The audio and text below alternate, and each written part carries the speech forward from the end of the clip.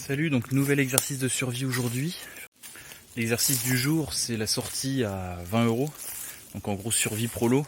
Donc le principe, c'est de se faire une sortie terrain avec seulement un budget de 20 € pour le matériel. On n'a pas le droit de prendre du matériel qu'on a déjà. En gros, vous allez pouvoir partir avec du matériel de votre choix, mais avec 20 € de budget. Après, vous avez carte blanche pour vous équiper de ce que vous voulez, sans dépasser ce budget-là. Donc bien sûr, avec un budget de 20 €, ça veut dire pas de sac à dos. Donc petit baluchon en bandoulière, je vais vous montrer le contenu. On va voir ce qu'on peut avoir pour ce prix-là. En gros, le but de l'exercice est simple, c'est simplement de travailler un peu sa rusticité sur le terrain. Si vous êtes capable de vous débrouiller avec juste la nature et du matos basique, vraiment de mauvaise qualité, des choses de base, pas du vrai matériel de terrain, qui peut le plus, peut le moins, vous serez capable de vous débrouiller après avec du bon matos.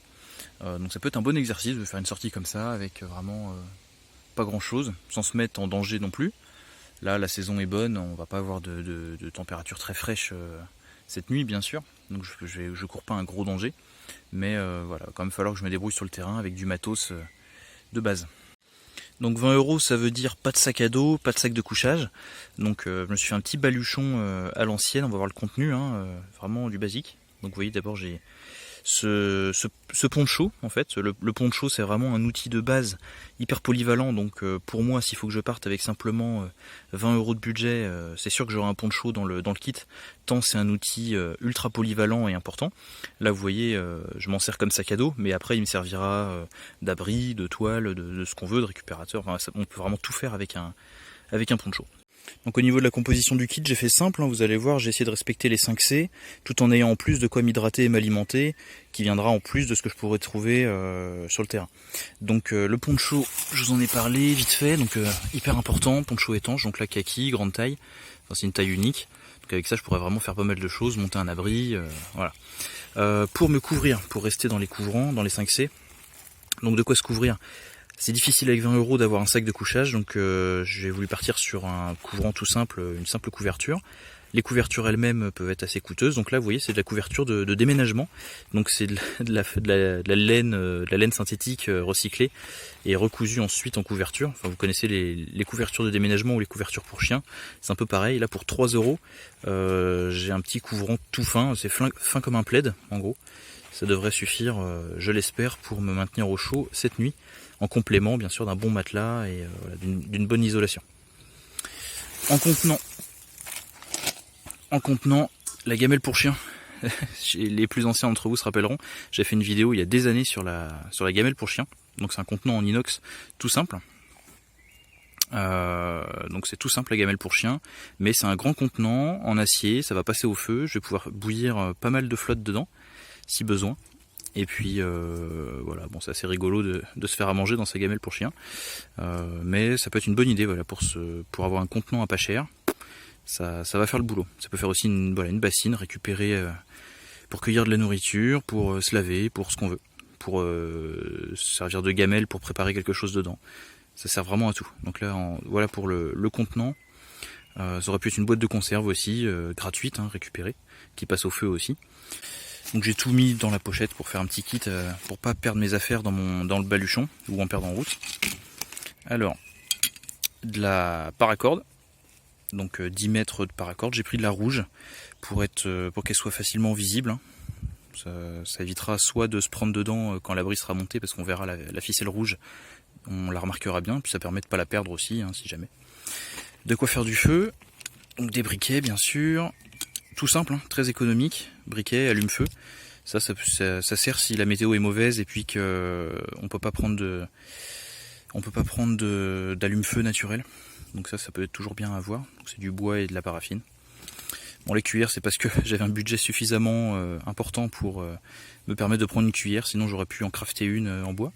Mais bon, c'est plus pour la blague, c'est pas du tout un indispensable, mais j'avais le budget finalement, donc je l'ai prise. En couteau, donc objet coupant, hyper important. Là avec le budget, pareil, c'est comme pour le sac de couchage, il faut faire des compromis. Je suis obligé de partir sur quelque chose de très économique. Donc là c'est un petit couteau d'office, avec une lame en acier quand même. Donc ça va pas être pour faire du gros œuvre, mais avec ça je vais pouvoir quand même préparer de la nourriture, tailler des petits bouts de bois, faire des petits travaux. En gros la même chose que je pourrais faire avec un Opinel. Ok. Donc voilà, petit couteau d'office, je sais pas combien il a coûté, 2 € ou je sais plus combien dans ces eaux-là. 1,30 €. Voilà, avec le petit étui. Je rangerai après. De l'eau, hyper important. Vous le savez, hein, on peut pas tenir plus de 3 jours sans eau. Ça c'est ce qu'on dit, mais dans les faits, déjà en une journée sans eau, vous allez plus être capable de fonctionner correctement. Et après, trouver de l'eau dans ces conditions-là, une fois déshydraté, ça sera encore plus dur. Donc là, j'ai pas lésiné sur la flotte, surtout là en plein été. Il fait déjà bien soif. Donc ça me fait directement 1,5 litre consommable direct pour 20 centimes. Et du contenant également en cas de besoin. La bouteille, si elle est vidée et que j'ai consommé toute mon eau et que je veux la sacrifier, je pourrais faire des petits contenants, fabriquer un filtre, toutes sortes de choses. Et j'avais le budget aussi suffisant pour prendre une petite base alimentaire en complément.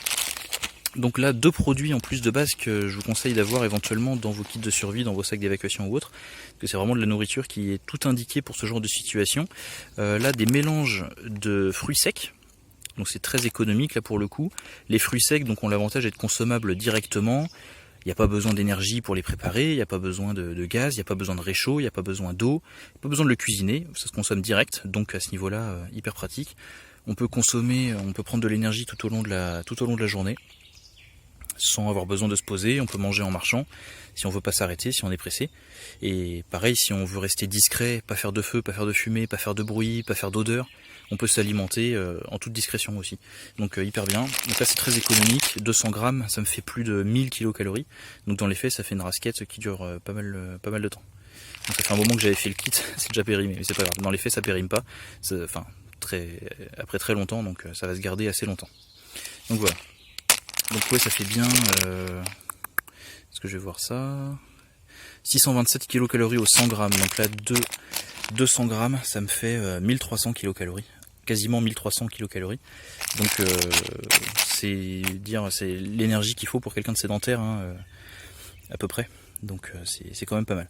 Un autre produit intéressant aussi, donc les nouilles chinoises, c'est de la merde industrielle, ok, mais ça a l'avantage, pareil, en cas de besoin, bien de le consommer directement. C'est-à-dire on va pouvoir grignoter les nouilles comme des gâteaux apéritifs et s'alimenter pareil sans faire de bruit.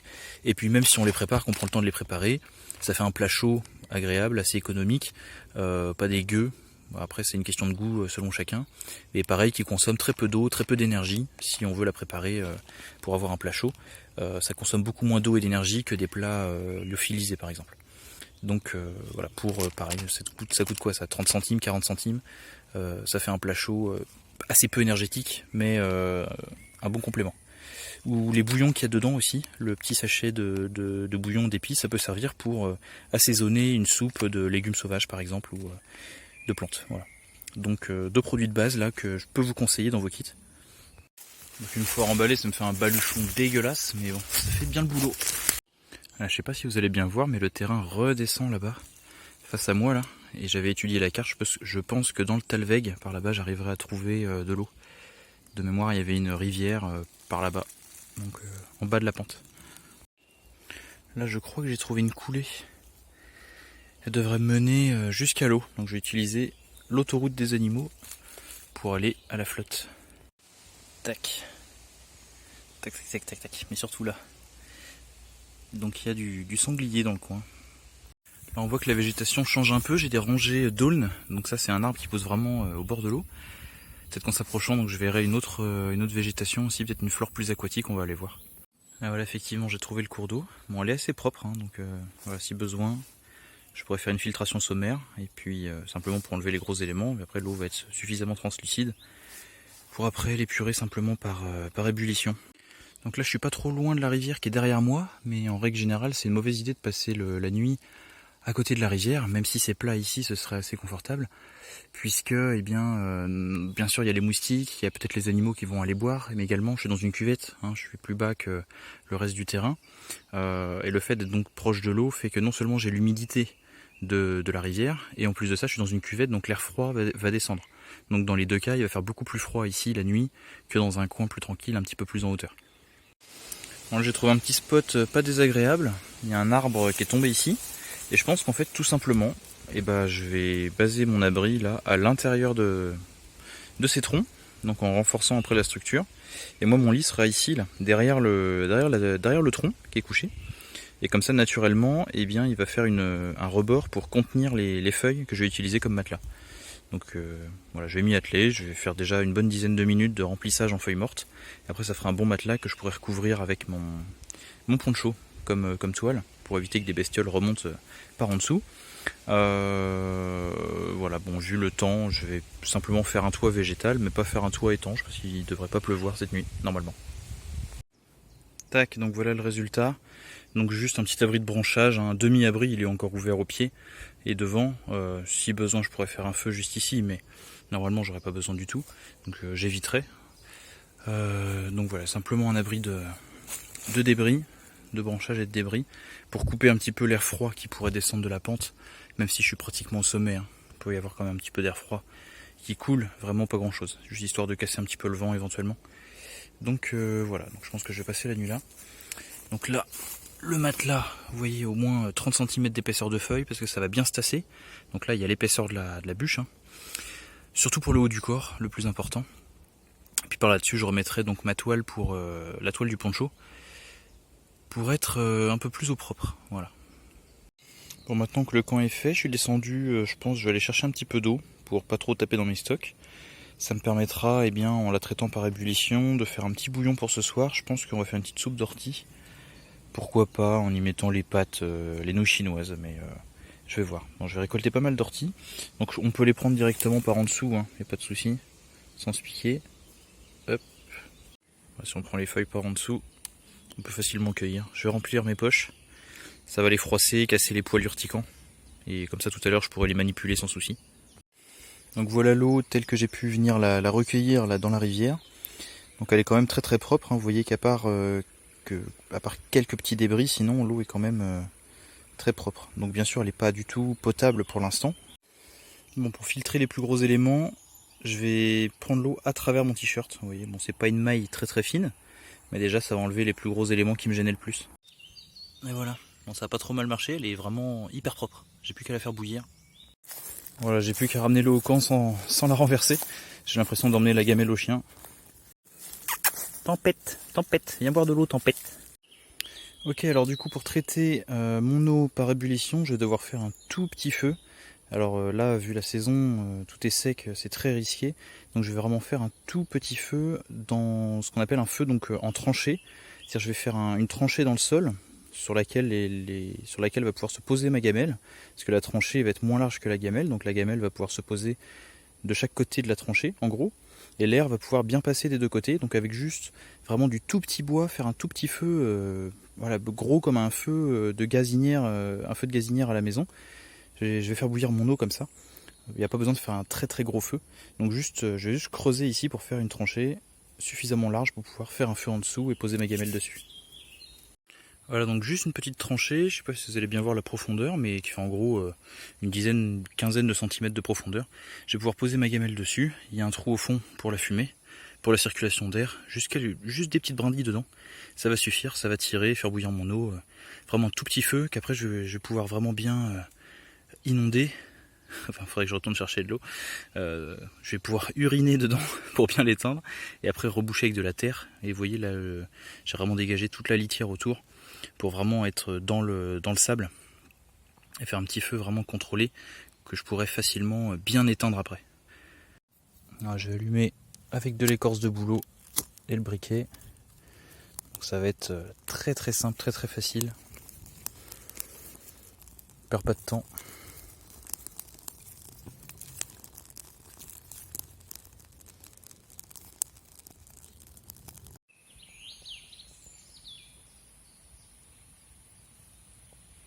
Bon, l'avantage des orties, c'est que ça va cacher le goût de l'eau de la rivière aussi.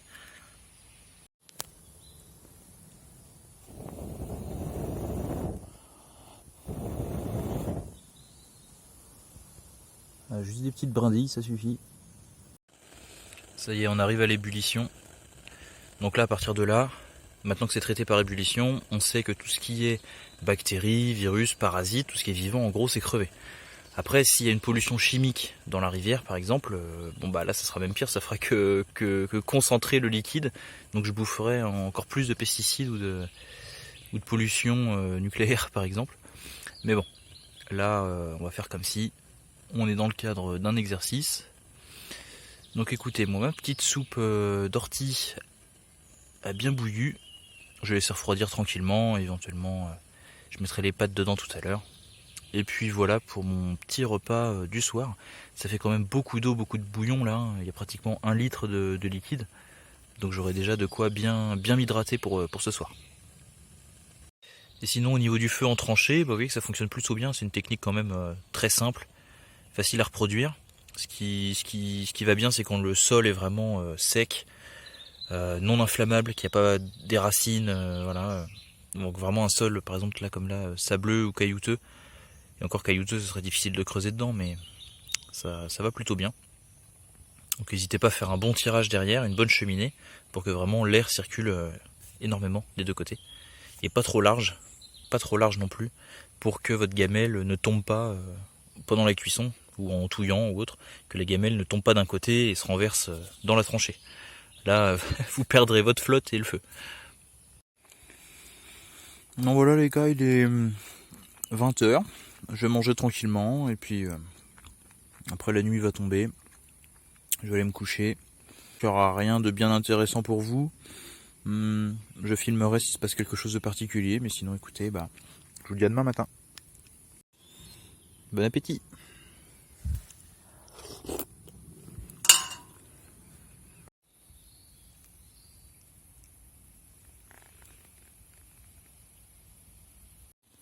Voilà, je suis posé dans l'abri. La petite couverture de clochard. Allez, bonne nuit.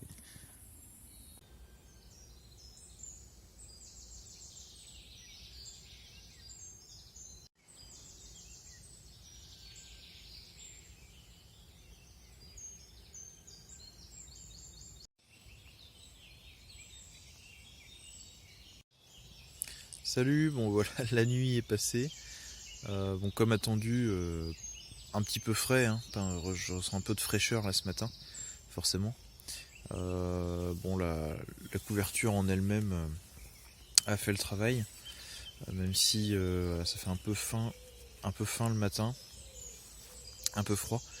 Et puis surtout, elle n'a pas tellement tenu l'usage, c'est-à-dire que en me tournant plusieurs fois dans la nuit, au final j'ai fini par faire des trous dans la couverture, tellement ça n'a pas été très très résistant.